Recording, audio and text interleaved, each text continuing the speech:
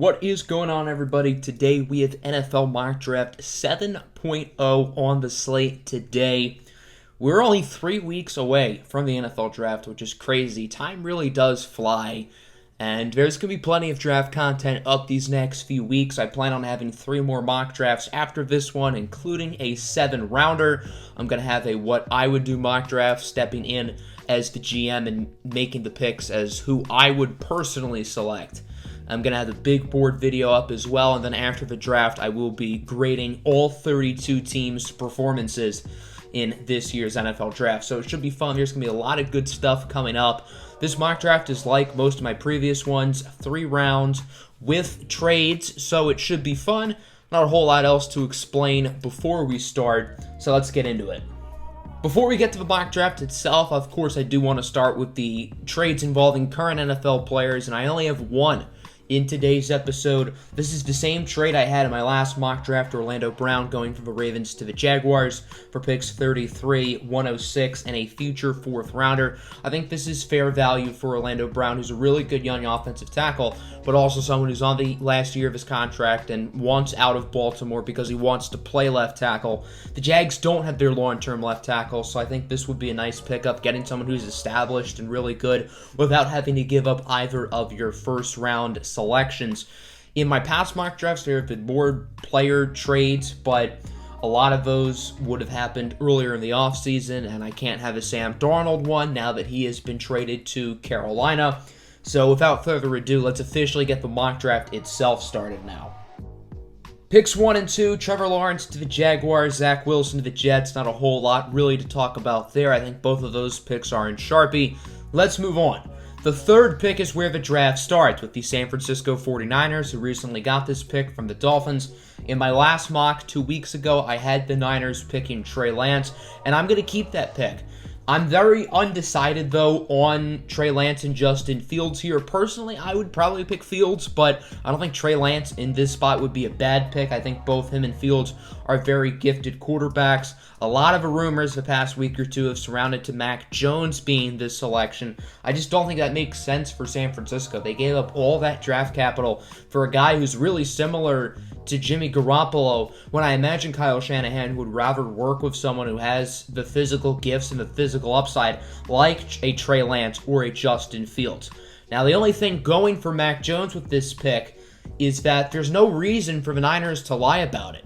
Trevor Lawrence is a given to go 1, and I imagine they know that Zach Wilson is going 2 to the Jets. So there's no reason for the Niners to be pulling out smoke here. But I just still can't see it being Mack Jones. I'll believe it when I see it. I think it's going to be Lance or Fields, and I think it should be Lance or Fields. I think Mack Jones would be a mistake. I think Trey Lance and Justin Fields will be fine picks here. So Atlanta at 4, one of the most interesting picks in the entire draft here. They have a number of different options.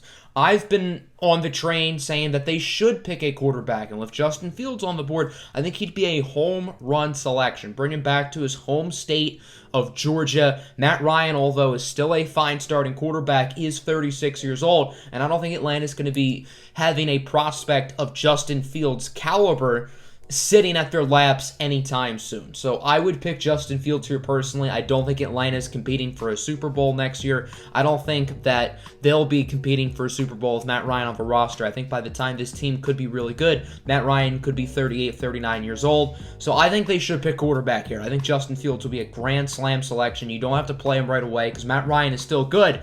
Have him groom under Matt Ryan. You have Arthur Smith, who is a smart offensive mind.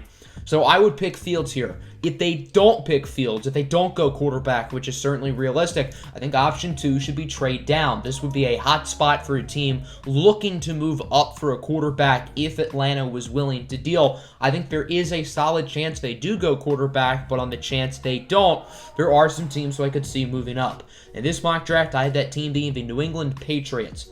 A lot of people think that they are trying to build around Cam this offseason, and I could see it. I wouldn't be surprised if they go into next year with Cam Newton as their guy, but getting an opportunity to pick a player like Justin Fields, I think that's going to be too hard for them to pass up.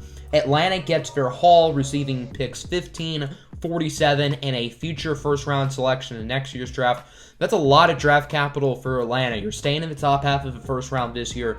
You're getting an additional second-round pick, and you're getting another first-rounder next year. So if you don't go quarterback, I would trade down before picking somebody else here.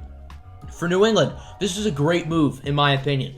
I think he could still start Cam Newton right away. Justin Fields has some physical similarities to Cam Newton, so I think having Justin Fields under Cam's wing would actually be really good for Fields' career, and I think this would be a great landing spot. The Bengals at 5 are in an interesting spot. Whenever Penei Sewell has been on the board for them, that's the player I've given them, but there are some rumors that the Bengals may not go that route, and I do believe that makes sense. If they picked Penei Sewell here, that would be an awesome selection, but Penei Sewell won't save Joe Burrow. You need 5 starters on your offensive line. The Bengals have a couple guys who are starting caliber, but Penei Sewell alone will not turn the Bengals offense from one of the worst to one of the best. So I don't think you have to pick Penei Sewell here. And having a receiver of Jamar Chase's caliber, I think it's going to be hard to pass up. The Bengals need one more weapon. They have T. Higgins, who's great. They have Tyler Boyd, who's great. But I think they want that one more receiver, that true number 1 alpha guy. And that's the upside that Jamar Chase brings to the table. He's one of the best receiving prospects to come out in years. He already has a chemistry with Joe Burrow, which I don't think will be the reason why the Bengals take him. But that is a nice added bonus. I think there are a few different players Cincinnati could go here, but right now my gut tells me Chase. If they wanted a playmaker and it wasn't Chase, it probably would be Kyle Pitts, who is the selection to the Dolphins at 6. The reason why the Miami Dolphins traded back into the top 6, because clearly they still wanted a blue-chip player. I imagine a blue-chip playmaker, and there are 2 in this class with Jamar Chase and Kyle Pitts. I think they'd be happy with either one of them. If Pitts was the pick at 5, which very well could happen, then Jamar Chase at 6 would make a lot of sense. So you could flip-flop 5 and 6. I think this is a great selection for the Dolphins. I think Kyle Pitts is a unicorn, once-in-a-lifetime prospect, because there has never been a prospect like him. So, great selection for the Dolphins. I think this would be a phenomenal move. Pair him up with Gesicki.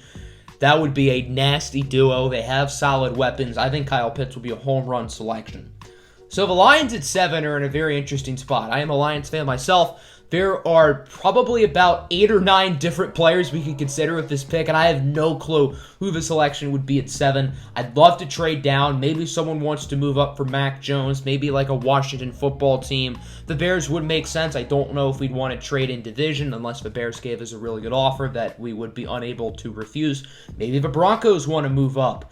They're worried that Carolina might trade down and someone would pick Mack Jones in front of him. But here I do not have a trade, and instead I have the Lions getting Penei Sewell. I have not seen really many mock drafts at all with Sewell going to the Lions, but I think this makes a lot of sense. The Lions do have bigger needs. Devontae Smith and Jalen Waddle would both be great selections here. They could look on the defensive side of the ball. I think Patrick Surtain could be considered. Pair him up with Okudah along with Oruwariye. That'd be a nasty trio. Micah Parsons is an option here. Jeremiah Owusu-Koramoah is a sleeper option here. I don't think he would go this high, but I think that is possible. So there are just a lot of different routes the Lions could go, but I think Detroit has to pick the best player on the board. There are too many holes on this team, and I think Dan Campbell is going to want a physical, tough team. Building in the trenches is how you do that. Adding one more piece to the offensive line at Penei Sewell, plug him in at right tackle, and boom, that's one of the best offensive lines in the NFL. So I would be very happy with this selection. I'd love to see Penei Sewell in Detroit. Pick 8, the Carolina Panthers, no longer a quarterback destination because they gave up a lot for Sam Darnold, so there's no reason for them to pick a quarterback this high. They clearly believe in Sam Darnold, and I have them selecting Rashawn Slater. They're another team who has a number of different options they could go with now, and obviously we've been mocking them quarterback pretty much every mock draft since the start of this, but now that that's off the table, we have to reconsider what we can do for Carolina. And I think Rashawn Slater makes a lot of sense. A very versatile offensive lineman. He can play all 5 spots on the line. I think they might try him at guard early on if he doesn't work out at tackle. Obviously, the goal would be for him to be a long-term tackle, but Brandon Scherff was a top 5 pick a few years back. He was drafted as a tackle out of college, and he's moved over to guard and has been just fine. So if Rashawn Slater had a Brandon Scherff-esque career, I think Carolina would be thrilled with that here at 8. I know Broncos fans are not going to like this pick, and if I was a Broncos fan myself, I would not like it either. I would not use a top 10 selection on Mack Jones, but I think it's something they could highly consider. Denver has struck out when it comes to adding a new quarterback. Deshaun Watson's not going to happen with all of his legal question marks. Russell Wilson is off the table. Sam Darnold is off the table. Really, every realistic option for Denver is gone. So unless they are really wanting to start Drew Lock without giving him competition, maybe Teddy Bridgewater to Denver would make sense. I think that'd be a nice pairing. But if they did not trade for Teddy Bridgewater, I don't think they just want Drew Lock on the roster. So I think a quarterback could be realistic early on in the draft. And if they like Mack Jones enough at 9, I could see them pulling the trigger. He's not necessarily a traditional John Elway quarterback, but Mack Jones is a smart player. He's a leader. He has good accuracy. He doesn't have the physical upside that you would like, doesn't have the cannon for an arm, isn't overly mobile, but he had a great season this past year at Alabama, and I think it's something that the Broncos would highly consider because I don't think Drew Lock is their guy long term. Again, I would not make this selection if I was the Broncos. I think there's a very good chance they don't pick quarterback, but in this mock draft, I do have them getting Mack. So pick 10, we have a trade. In my last mock, I had the Bears moving up to 11 in order to select Jalen Waddle. This time, I actually had them moving up to 10 in order to select Jalen Waddle. The Cowboys will be receiving pick 20 along with pick 52 in a future third-round selection in next year's draft. So that is a lot for Dallas to take in. Yes, Patrick Surtain II would be an awesome pick here for Dallas, but you move down to 20, you're going to get an inferior prospect, but you add 2 additional picks. So, nice haul for Dallas, and I think the Bears are going to be very desperate entering this draft. They wanted Russell Wilson. They offered the house. Seattle wisely said no. I think that was the right call on the Seahawks. And the Bears have Andy Dalton as their starting quarterback. Whether they believe in him or not, this offense needs more playmakers. Ryan Pace and Matt Nagy know their jobs are on the line, so they are going to pull out all the stops to get players who can help the team win this year. Jalen Waddle is electric with the ball in his hands. I think this would be a very interesting pickup for the Chicago Bears, who I think could be very aggressive going into this year's draft. Pick 11, the Giants select the first defensive player off the board. All offense in the top 10. Will that happen? I think it's certainly possible. In this scenario, that does happen. And the first defensive player is actually going to be Jalen Phillips. I don't think a lot of people are talking about him this high. There are definitely some medical question marks with Jalen Phillips. He had to medically retire from UCLA a few years back, went to Miami, got a second opinion, was approved to play, and was awesome last year. He tested very well at his pro day. And I think if not for the medical stuff, he'd be probably a consensus top 10 pick. But I don't think he's going to fall that far on team sports, and if you can have the opportunity to draft a game-changing pass rusher, that's something you can't really pass up. The Giants have some talented players going after the quarterback. They signed Leonard Williams to a big deal, but Leonard Williams is an interior defensive lineman. Get a legit, athletic, freaky edge in Jalen Phillips, who has the ceiling to be an absolute monster. I think that'd be an interesting pick. Eagles at 12. They obviously moved down from 6, and they're in a lucky position because Patrick Surtain and Devontae Smith are still on the board, along with J.C. Horn. So the Eagles have options. This board played out really well for them, and I have them selecting Patrick Surtain, who should not fall this far. If Dallas stays at 10, he would have been the pick. There are other teams who could consider Surtain. I think the Panthers at 8, the Broncos at 9. The Lions at 7 possibly could be a sleeper team for Surtain, but I have him falling a little bit. That's just how the board played out, but the Eagles are not going to complain. They're getting a legit number 1 corner. Chargers at 13. They're in a similar situation to the Bengals. Their offensive line is not great. Now, unlike the Bengals, the Chargers did invest in free agency. They signed multiple starters, including Corey Linsley. So at least the Chargers are clearly trying. The Bengals still have multiple holes. Offensive line is still an option here. Elijah Vera Tucker, Tevin Jenkins, Christian Darrisaw all work here. But I think the Chargers could go for value and adding another playmaker for Justin Herbert in the Heisman Trophy winner Devontae Smith.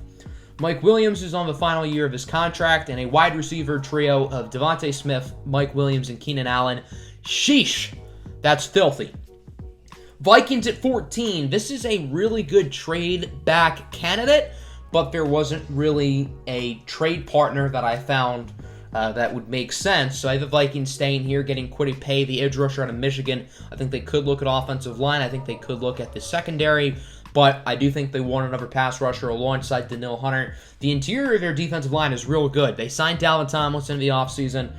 Michael Pierce will be back. He opted out last year, so that's a really good duo inside. Danielle Hunter on one side at the edge, but you need another edge threat. Adding Kwity Paye, I think he'd be a plug-and-play guy, and I think that'd be a scary defensive line that the Minnesota Vikings could assemble. Falcons at 15. If they do trade back, they're probably going to select the best defensive player on the board. In this scenario, I think that could be J.C. Horn. There are a few different players they could look at here. I thought about Jeremiah Owusu-Koramoah with this pick. I decided not to. There's a good chance J.C. Horn gets picked a lot higher than this. Dallas at 10, Philly at 12. Both very realistic options. The J.C. Horn buzz has just been growing and growing since really the start of draft season. He was a big riser last year, and his stock has continued to increase the past few weeks, so he could go in the top 10, but with the corners falling a little bit, that means Horn falls a little bit, but Falcons certainly will not complain. At 16, the Arizona Cardinals. I think the Cardinals could be aggressive. I think it was Peter Schrager's first mock draft that came out. They had the Cardinals moving up to 7 to get Kyle Pitts. Great move for the Lions, by the way. I think we got like Javontay Smith at 16. Oh boy, that'd be amazing. But I could see the Cardinals really doing something like that. I think they're really invested on winning this season, going all in. But there isn't really a move to be aggressive here. Kyle Pitts does not fall to 7, and they do have a hole at corner. So I have them selecting Greg Newsome, the second out of Northwestern. Caleb Farley might have more upside, but I think they are going to want someone who will contribute early on. And I think you're more likely to get a high level of contribution from Newsome early on. The Raiders have had a pretty bad offseason so far, to put it nicely, but they can make up for it in the draft. Do I trust John Gruden and Mike Mayock? Not one bit. But I think this would be a really good pick. Jeremiah Owusu-Koramoah, the versatile linebacker out of Notre Dame. I would pick him over Micah Parsons personally. I think Parsons would be a fine pick here. But if I had my choice between JOK and Parsons, I would personally pick Owusu-Koramoah. I know a lot of people are going to disagree with that. I do think it is close. But JOK, freak athlete, super versatile, does a number of different things. He's the Isaiah Simmons of last year's class, but without the freakish size and athleticism that Isaiah Simmons was. So I think this would be an awesome pick for the Raiders. Micah Parsons has kind of slipped a little. I think he could go a lot higher than this. Lions at 7, Giants at 11, Eagles at 12. They are all very realistic options. Raiders here at 17 as well. That would make a lot of sense too. But the Dolphins are going to swoop him up. I think they'd like to add another linebacker. I think Micah Parsons will be a nice fit in the Brian Flores defense. At 19, the Washington football team, they got lucky here with Christian Darrisaw falling into their laps. I think this pick is a no-brainer. They could consider quarterback, but not here since there's no QB worthy of being selected with this pick. I'd imagine they want to go offense. They could look at a playmaker. Rashad Bateman, Kadarius Toney, Rondale Moore possibly, Elijah Moore possibly. I think those are all realistic possibilities here at this pick, but I think they'd like to improve the offensive line. Christian Darrisaw, great value. So the Cowboys moved down earlier today, and at 20, they're going to select Caleb Farley. Farley is a realistic pick for them at 10, and he's been mocked to Dallas at 10 by a lot of different people, but Farley has really slipped the past couple of weeks with the medical concerns really being evident now. I still think he's going to go in the first round. I think he has too much upside not to, and I think Dallas could be the team who takes a shot. So at 21, we've got a trade. The Kansas City Chiefs lost both of their starting tackles in free agency. They have not done a great job of replacing either of those guys. They do have Lucas Niang, who I think is a solid prospect, who they picked in the third round last year, but they do need another tackle. So I've been moving up with the Colts. Indy will receive their first rounder, pick 31, and their second rounder, 63. So Indianapolis gets a nice haul, and the Chiefs get their man, Tevin Jenkins out of Oklahoma State. He's gotten a ton of buzz the past month or two. I could see him going earlier than this. I think the earliest he goes is probably the Raiders at 17. Maybe the Chargers or Vikings would consider him, but Raiders at 17, Dolphins at 18. Washington at 19. Bears if they stay at 20. All very realistic teams who could consider tackle. So I really wouldn't be surprised if Tevin Jenkins is not on the board here. But if he is, this would be a nice move for Kansas City. 22, same pick as my last mock draft, Rashad Bateman to the Titans. They lost Corey Davis. The Titans have a lot of new holes that they did not have prior going to this offseason, but I think Rashad Bateman would be a great pick. I'm super high on Bateman. I have him as a top 15 player in this year's draft, so I think this would be a good pick. Jets at 23, one of my guys, Azeez Ojulari out of Georgia. There's a legit shot when it's all said and done. I might rank him as my highest edge rusher if I really get concerned with Jalen Phillips. Phillips is definitely the most talented, but I think there's a legit shot I will rank Ojulari as my number 1. If not, he'll be my number 2. I really like what he brings to the table. A little bit undersized, but he has great athleticism, great burst. He had a really solid season this year at Georgia, had an awesome bowl game against Cincinnati, and I like this pick a lot for the Jets. They need more guys who can go after the quarterback, more tough, high-motor players. I think both of those words would describe Ojulari. Then at 24, Naji Harris to the Pittsburgh Steelers. Harris has the chance to be an elite running back on day 1. I think the Steelers are serious about winning this year. This is probably Big Ben's last hurrah. Ben Roethlisberger, not the same player he once was, but I think the Steelers are still going to try to keep the window for winning open, and this would definitely be a win-now move, adding a player who can be one of the elite running backs in the NFL in a very short amount of time. Final 8 picks of round 1. Starting with the Jaguars at 25, I have them selecting Christian Barmore out of Alabama. I think Barmore could go higher than this. I know there's been some buzz that Barmore could go higher than a lot of people expect. That really wouldn't surprise me because the interior defensive line class this year is fairly weak, and Barmore is head and shoulders ahead of everybody else. So I really wouldn't be surprised to see him go earlier than this, but if he does not, Jacksonville at 25 would be a realistic landing spot. So it seems like every year there are a few surprise players who get picked in the late first round. Jordan Brooks last year is a great example. Noah Igbenogany for some people was a surprise, not really for me. I was on the Igbo hype train for a couple months leading into the draft, but it seems like every year there are 1 or 2 guys that you really don't expect to go in the later part of the first round who really could generate some buzz down the stretch. I think that could be Ronnie Perkins, the edge rusher out of Oklahoma. I have him going 26 to the Browns. I think Perkins is going to go higher than people expect. He's a very athletic edge rusher, has a little bit of work to do, but I do like his upside. I think the Browns have a lot of different options they could go here with this pick, but I have them selecting Perkins. Elijah Vera Tucker probably will not fall here to 27, but again, that's how the board played out. The Ravens are not going to complain. I think he'd be a great selection here. Baltimore always knows how to draft well. That's what they do. And I think Elijah Vera Tucker would be a nice selection. Another surprise player here in the end of the first round, Kelvin Joseph out of Kentucky. He's another guy who I think could go higher than a lot of people expect. Tested well at his pro day. And I'm curious to see who the 5th corner off the board is. I think there's a clear top 4 in some order of Patrick Surtain, J.C. Horn, Greg Newsome, and Caleb Farley. But after those 4, there's a little bit of a dip. And I'm curious to see who the 5th is. Maybe Eric Stokes, maybe Asante Samuel Jr. It could be one of those guys, could be somebody else. But I could see it being Kelvin Joseph, who's a little bit raw, but I like his upside. And I think the Saints would like to add another piece to the secondary. Packers at 29, they lost Corey Linsley in the offseason. Boom, here's your plug-and-play replacement. Creed Humphrey out of Oklahoma. He's a really, really good player. I think this would be nice value here for the Packers at 29. As a Lions fan, I would prefer if this did not happen. We have a trade here at pick 30. The Denver Broncos, who selected Mack Jones earlier in the first round. They're going to be moving up with Buffalo. By moving down 10 spots, the Bills will add a 3rd rounder, pick 71. Denver will get pick 30, along with pick 161. So Denver adds, I believe that is a 6th round pick to their troubles. It might actually, it's probably Buffalo's late 5th. So a late 1st and a 5th for a high 2 and a high 3. Pretty much that's the trade. I think that's fairly even. And the Broncos select Jamin Davis, a guy who I could see going earlier than this selection. Davis has risen faster than anybody the past month. He's had an awesome pro day. He tested super well athletically, and a lot of people are really jumping on the Jamin Davis hype train, which makes me sad because I wanted to pick him in the 2nd round, but now that's not going to happen. Denver does need another linebacker. I think Parsons and Owusu-Koramoah could be considered at 9 if they were not to select Mack Jones. But Jamin Davis here at 30 solid move for Denver. Colts at 31, I have them moving down with the Chiefs in order to get Tevin Jenkins, and I have the Colts getting Liam Eichenberg. Anthony Costanzo retired, boom, plug and play left tackle. Enough said.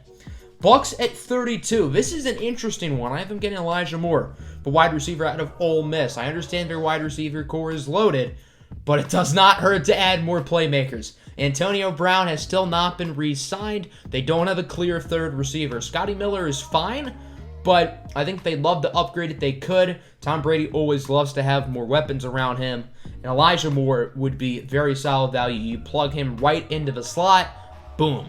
That'd be nasty with him inside, and then Godwin and Evans on the outside.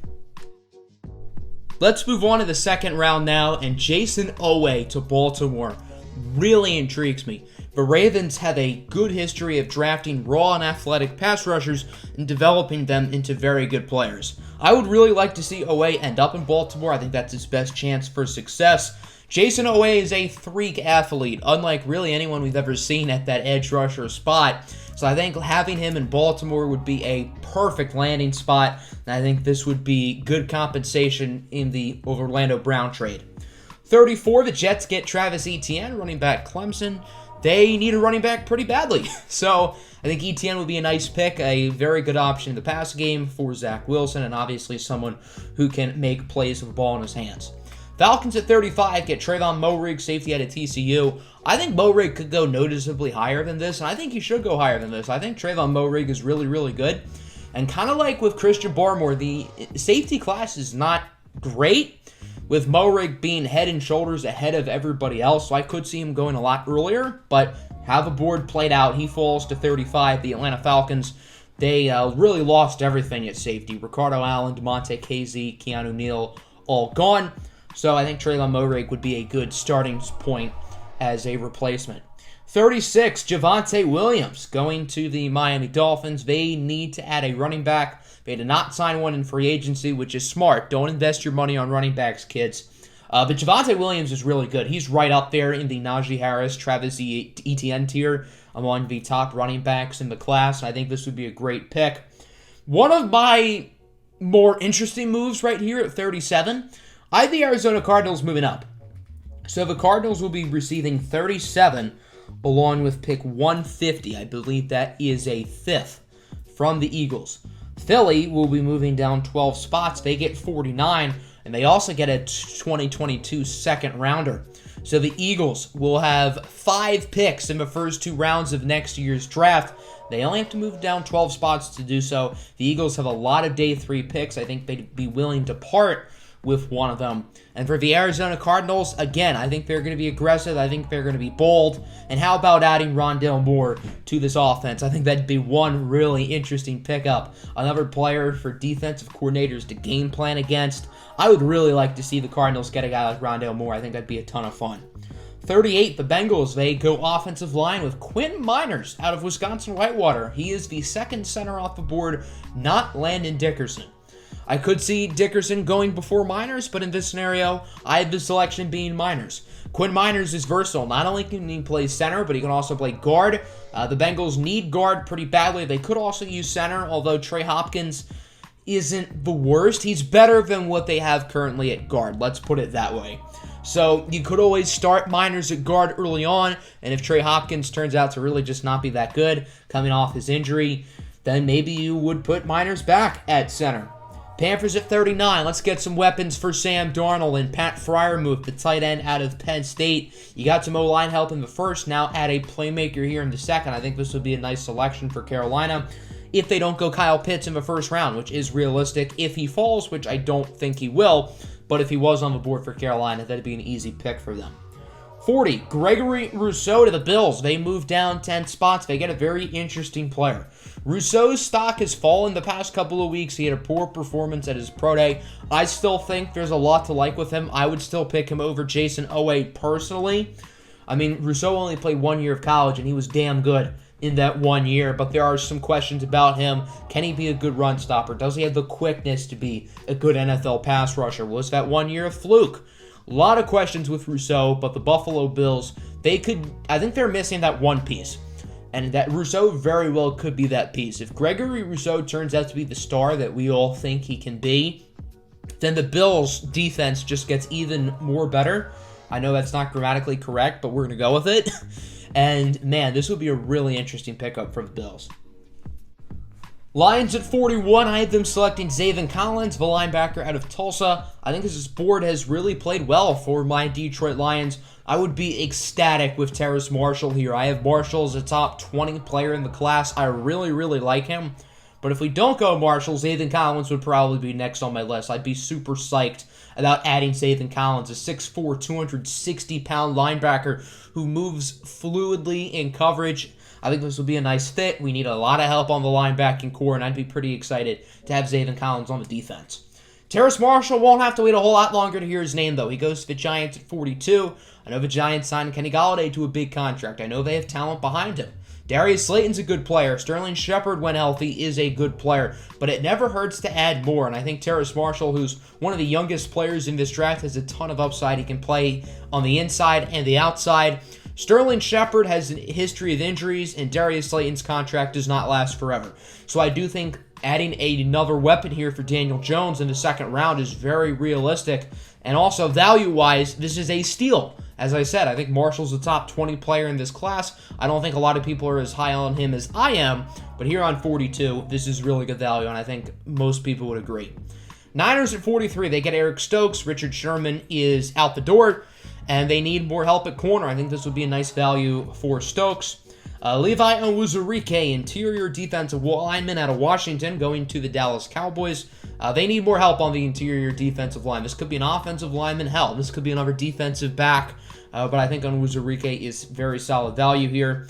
Kadarius Toney to the Jaguars. This is a pairing I've had a lot, and this pairing very well could happen. I know Jeremy Fowler tweeted the other day a few teams that Kadarius Toney has met with multiple times. I think the Cardinals were there. I know the Lions were there, which would be interesting. Atlanta might have been there, and Jacksonville I know he mentioned as well. So the Jaguars are clearly interested in Kadarius Toney. I've had this pairing very often throughout the second round. I could see Toney going a lot earlier than this. Most people think Toney will go in the first round. I'm not as high on Kadarius Toney as others, and I don't think it's a surefire thing he will go in the first round. But here at 45, I think it's nice value.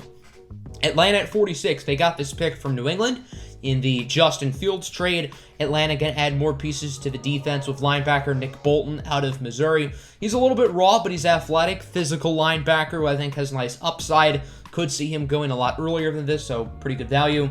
Chargers at 47 get Samuel Cosmi, offensive tackle out of Texas. They still need to focus on the offensive line. They don't have to pick one in the first round, but I do think it would be good for them to get one fairly early on, and Cosmi at 47 would be nice value.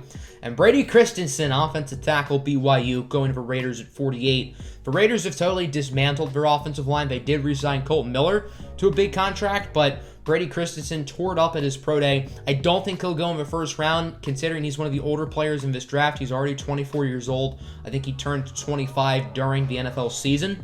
So, yeah, he's not the youngest, but he is really, really talented. I don't think that's going to stop a team from picking him in the second round.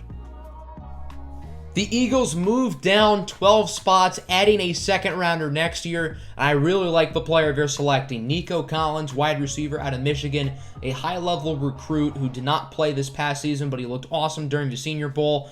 I have Nico Collins as a top 40 player. He might be my wide receiver 6 when it's all said and done, ahead of guys like Elijah Moore, Rondale Moore, Kadarius Toney. I know a lot of people are going to find that crazy, but I'm a big Nico Collins guy. I've been on the Nico Collins hype train for a while now, and he's kind of in a similar situation to Donovan Peoples-Jones from last year's class, another player I was super high on. I had a top 50 grade on Donovan Peoples-Jones. He went nowhere near the top 50, but I really liked him. Nico Collins is built fairly similarly. I think he's going to go a lot earlier than Donovan Peoples-Jones. I don't think he's going to have the drop that DPJ did. And Peoples-Jones showed flashes as a rookie with the Browns. He didn't get a ton of playing time, but when he did, he had some very promising moments. So I think Nico Collins here going to the Eagles at 49 would be a great pick.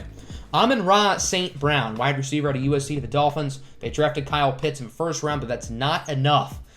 Adding Pitts, Javontay Williams, and Amon-Ra St. Brown to this offense, that would be nice. Along with Micah Parsons as well. This is a good draft for the Dolphins.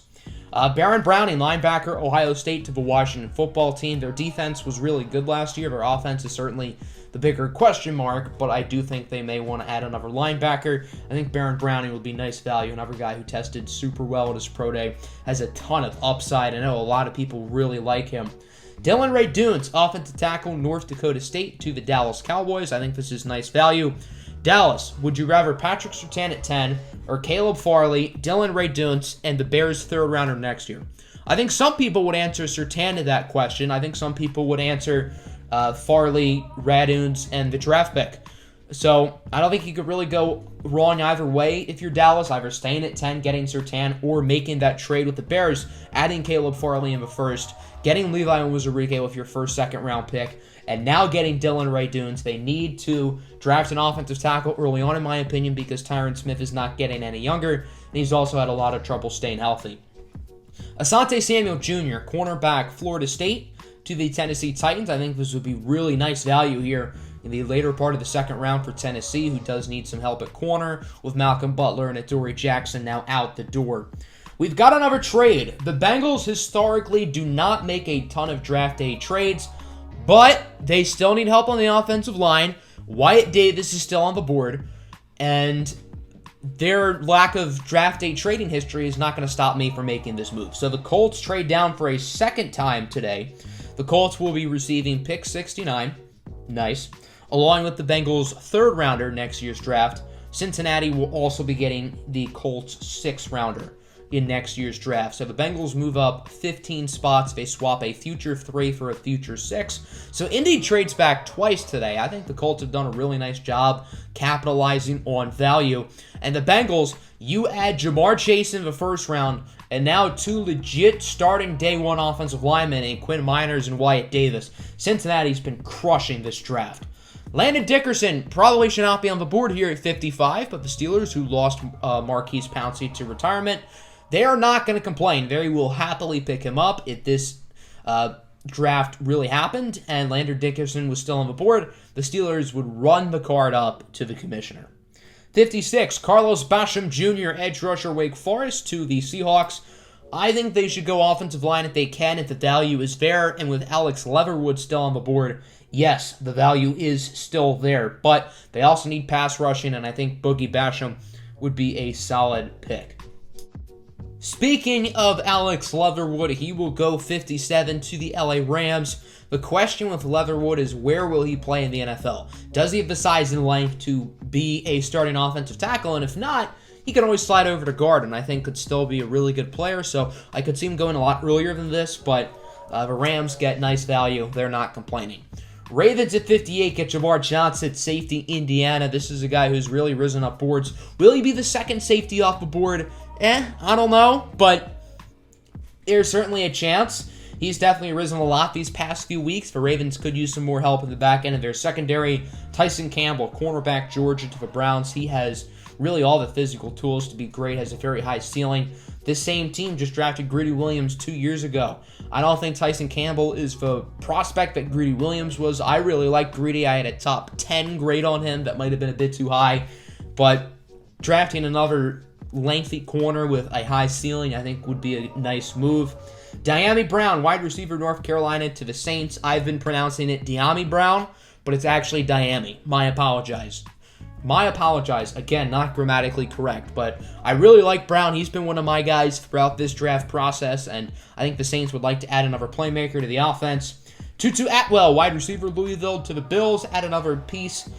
Good replacement for John Brown, who has left. He is now the Raiders, I believe. So Bills getting another offensive playmaker, I think that would be a solid move. Ifeatu Melifonwu, cornerback, Syracuse to the Green Bay Packers. They re-signed Kevin King for whatever reason, but they still need another guy alongside Jair Alexander. I think Melifonwu has a really nice ceiling. Davion Nixon, interior defensive lineman out of Iowa to the Indianapolis Colts. The Colts traded down with the Chiefs. They got Liam Eichenberg at 31, and now Nixon here at 63. Keep in mind, they also have the Bengals' third-round pick, which is coming out fairly soon. So Indy's really wheeling and dealing throughout this draft, and I think they've done a pretty good job.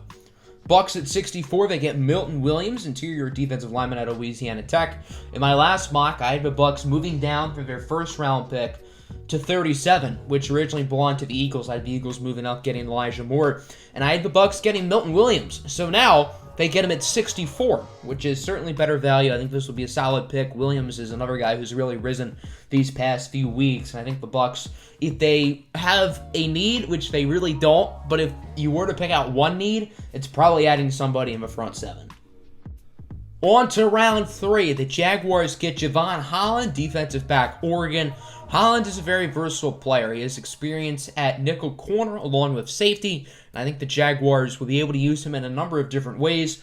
Dez Fitzpatrick, wide receiver, Louisville to the Jets. I think they still need more receiving help. They made Corey Davis a very wealthy fellow, but Davis and Denzel Mims are not enough. They are two good players, but they could still add another one, and I think Fitzpatrick would be a fine pick.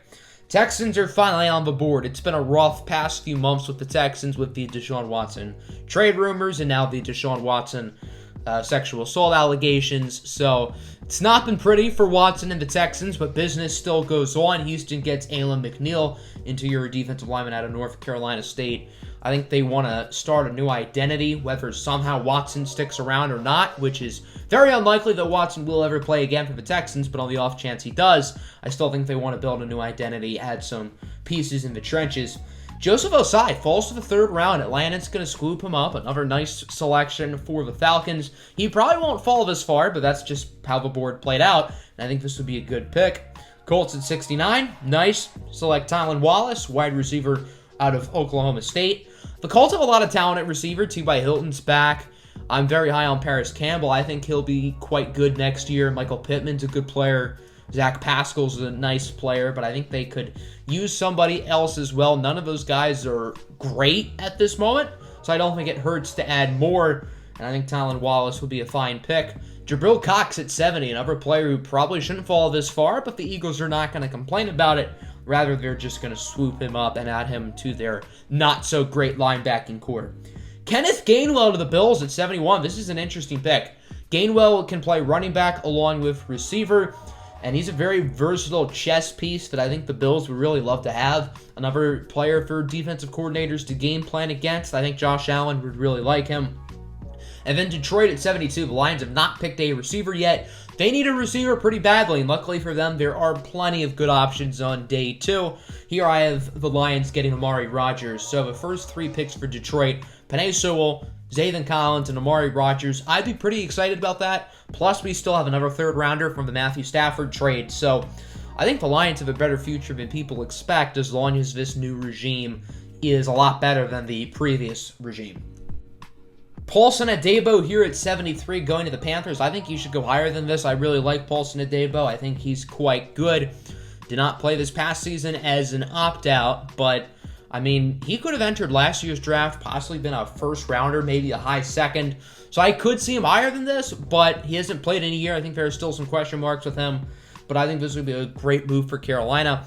Davis Mills, quarterback, Mississippi State, going to the Washington football team. I think they would highly consider adding another quarterback. I think this is around the spot where we could start to see the next group of guys start to go off the board, like Davis Mills, Kellen Mond, Jamie Newman possibly, Kyle Trask, guys like that. Davis Mills has built up a lot of buzz these past few weeks. I think there are some people who could see him going earlier than this. I don't, but I would not be surprised if Washington looked his way.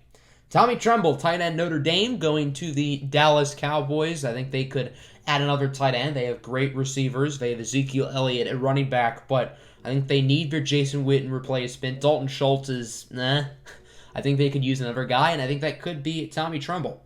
Cam McGrone, linebacker, Michigan to the Giants. When healthy, he's really good. There are some medical question marks, but I think the Giants would like to address the linebacking core. Osa Odighizuwa, interior defensive lineman out of UCLA, going to the Chargers. I think the Chargers could use some more pieces in the middle of that D-line. I really like Osa Odighizuwa. I think he should go in the first 2 rounds, but he falls a little bit. Chargers won't complain. Richie Grant, safety, UCF, going to the Vikings. Anthony Harris is gone. He is now a Philadelphia Eagle. So they're going to need a new safety alongside Harrison Smith, and eventually their Harrison Smith replacement. So I could see them start to invest in safety. I think Richie Grant would be a fine pick. Josh Myers, the center out of Ohio State, going to the Raiders.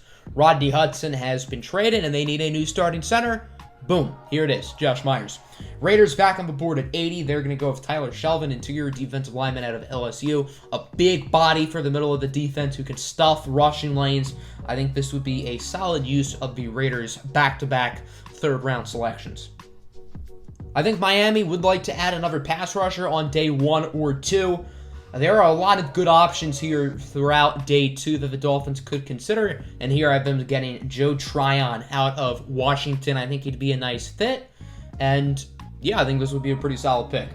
Aaron Robinson, corner, UCF to the Washington football team.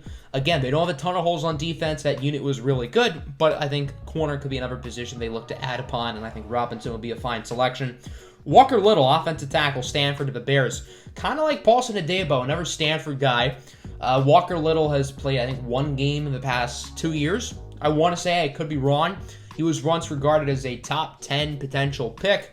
I could see him going earlier than this just based on A, the physical upside, and B, what he showed early in his career. But he is a question mark. So it's a little bit of a gamble, but the Bears are definitely going to be willing to gamble in this year's draft because, well, what does Ryan Pace and Matt Nagy have to lose?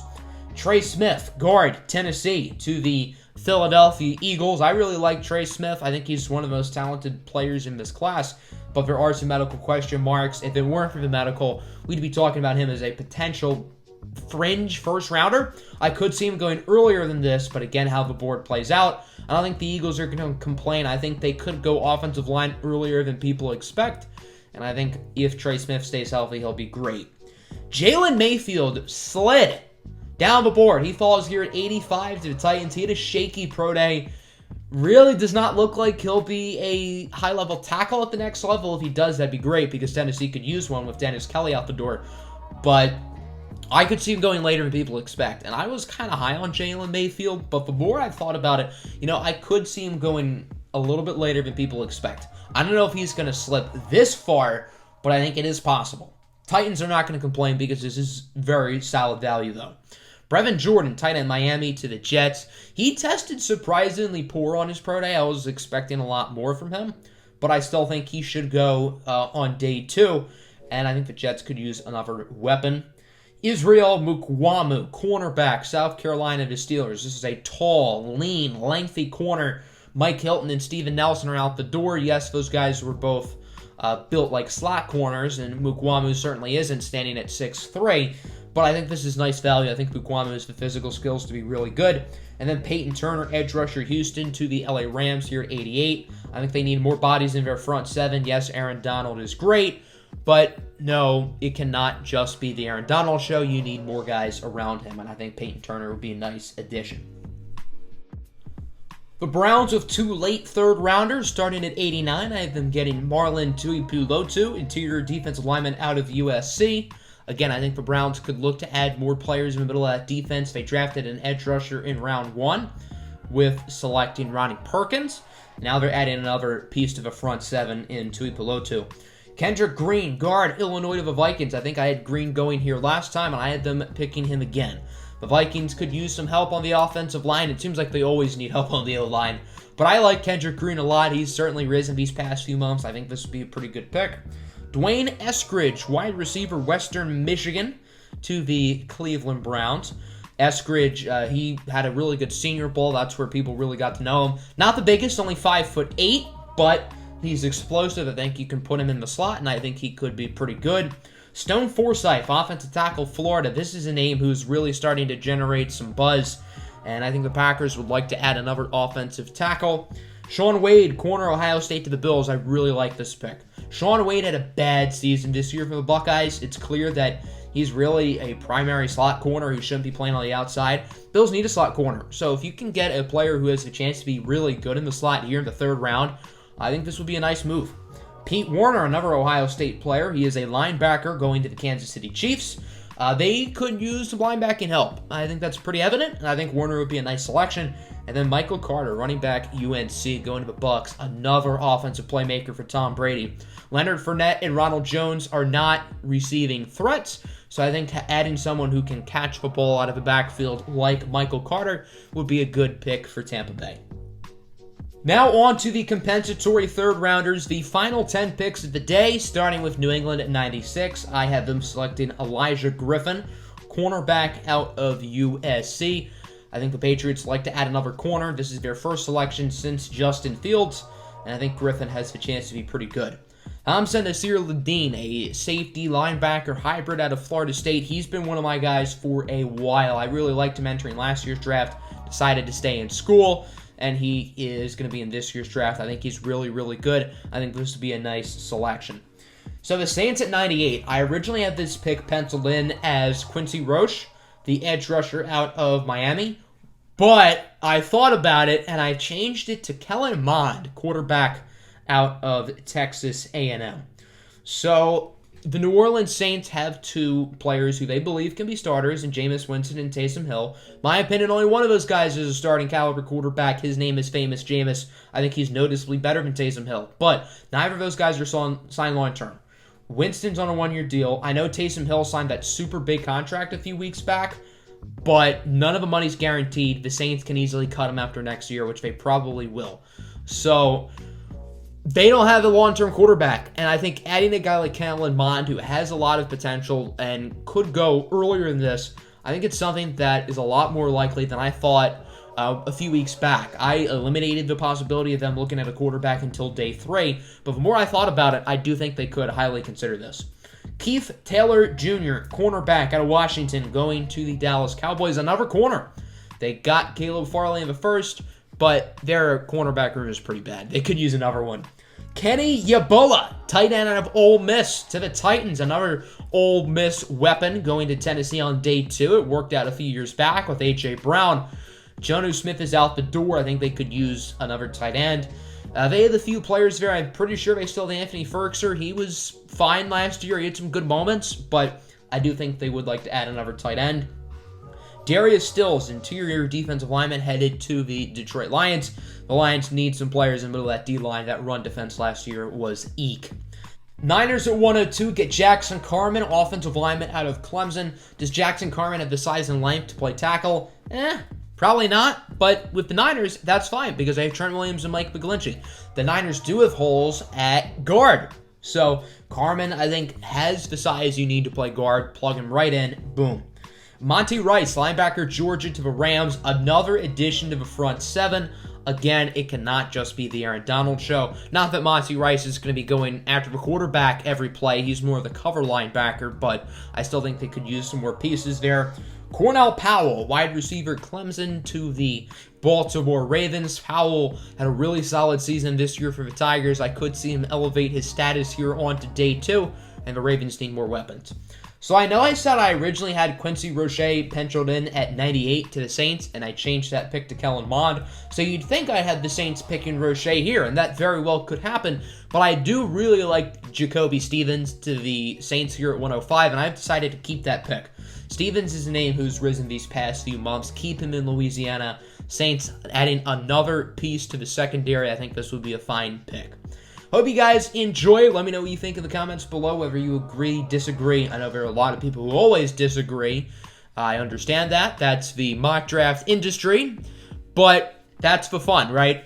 Hope you all enjoyed. I'm out. Peace.